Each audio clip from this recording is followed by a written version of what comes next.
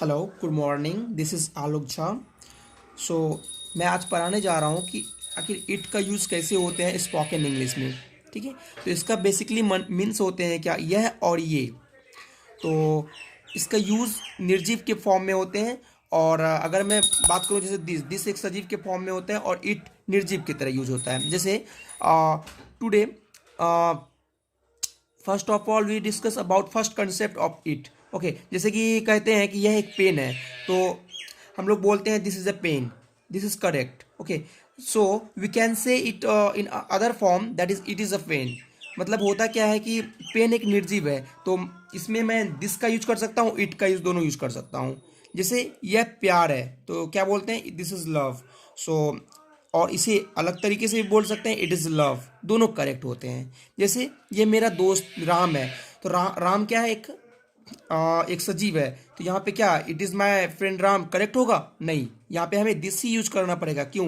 क्योंकि this he एक ऐसा वर्ड होते हैं जिसे कि हम लिविंग थिंग के लिए यूज करते हैं, इट का यूज नहीं करते हैं। ठीक है, तो यहाँ पे हमें बोलना पड़ेगा कि this is my friend Ram, not it is my friend ram. Okay, so I think you have understood now.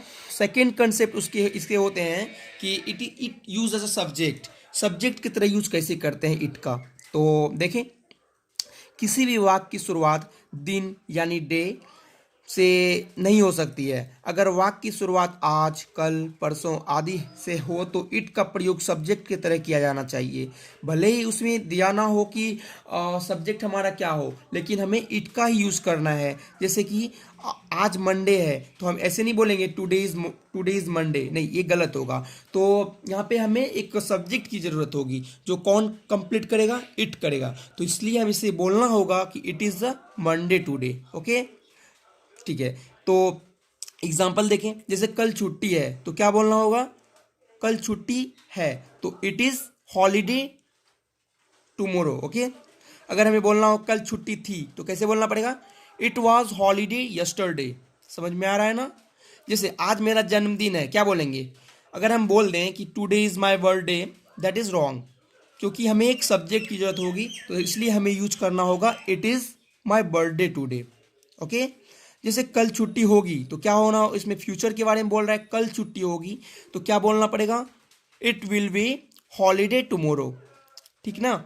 जैसे कि हमें बोलना हो उस दिन कुछ खास था तो क्या बोलना पड़ेगा, उस दिन के बारे में बोल रहा है, मतलब दैट डे, तो क्या बोलना पड़ेगा, it was something special that day. ठीक है, कल रविवार था, क्या होगा, इट वॉज संडे यस्टरडे, क्योंकि मैं कल के बारे में बोल रहा हूँ, बीता हुआ कल, इसलिए यहाँ पे क्या होगा, इट वॉज संडे यस्टरडे। ठीक है, इसके थर्ड कंसेप्ट ये है कि समय हो चुका है या हो गया है। जैसे कि वहाँ गए हुए बहुत समय हो चुके हैं, तो इस समय इस तरह से भी यूज होते हैं सेंटेंस में इट को प्रयोग करके। देखते हैं कैसे।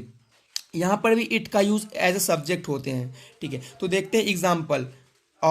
जैसे 2 दिन हो गए हैं, ये मतलब कि पिछले 2 दिन से अभी तक की बात हो रही है। ठीक है, तो हमें यूज करना पड़ेगा इट हैज़ बीन 2 days। ठीक है, यहाँ पे जैसे मतलब कि 2 दिन हो चुके हैं, तो हमें एक सब्जेक्ट की ज़रूरत होगी जो कि इट, इसलिए हमें इट का प्रयोग करना पड़ेगा एज अ सब्जेक्ट। एंड चूंकि ये एक पास्ट की बात हो रही है, इसलिए हमें हैज़ बीन का यूज करना पड़ेगा, इट हैज़ बीन 2 days।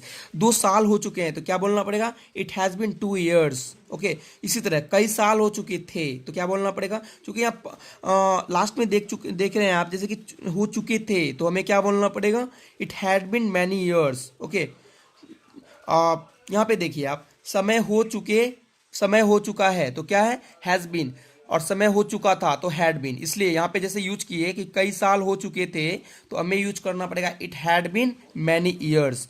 करीब 2 घंटे हो गए हैं तो क्या बोलना पड़ेगा, it has been about 2 hours। About क्यों, मतलब कि करीब बतलाया जाता है कि जैसे कि यहाँ पे लिखा हुआ है करीब 2 घंटे, that's why we will use the about 2 hours। Okay, so now, so in other video we will discuss about it fourth concept and other fifth and sixth concept. So we will end it here. Okay, so कोई भी doubt हो तो please आप comment box में पूछ सकते हैं। मैं कोशिश करूंगा कि आपका हर तरह से सारा कमेंट को क्लियर किया जाए। ठीक है,